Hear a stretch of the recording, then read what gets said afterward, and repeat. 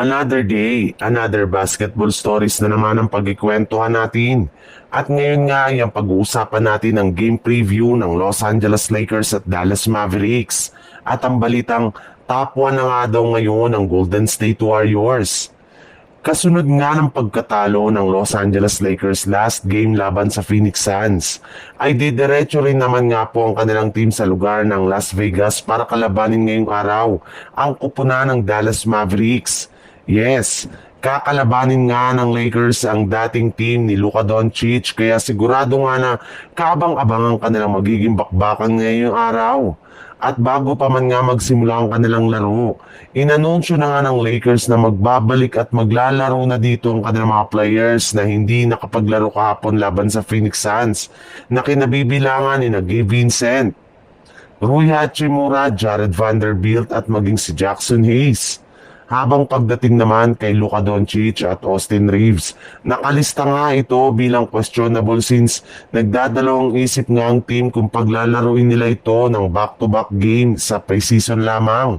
Habang pagdating naman sa Dallas Mavericks, inaasahan nga na maglalaro dito si Anthony Davis samantalang out pa rin dito sina Kyrie Irving at Daniel Gafford dahil sa tinatamo nilang injury.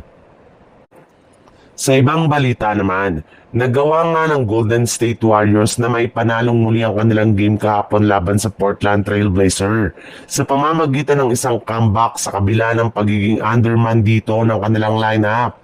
At lahat nga ng mga yan ay nagawa nila dahil sa unstoppable na performance ng kanilang superstar na si Stephen Curry na hanggang ngayon ay hindi pa rin nga matalo-talo ng Portland Trail Blazer. Para nga sa inyong kaalaman, ilang taon na rin naman niyang dinodomina ni Curry ang ilang mga team sa West kabilang na dyan ng Blazers.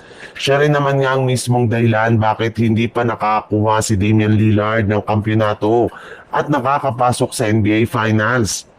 Kaya ang kanyang pagkapanalo nga kahapon ay isang malaking patunay na nananatili pa rin ang dinodomina ni Curry ang Blazers makalipas ang ilang taon.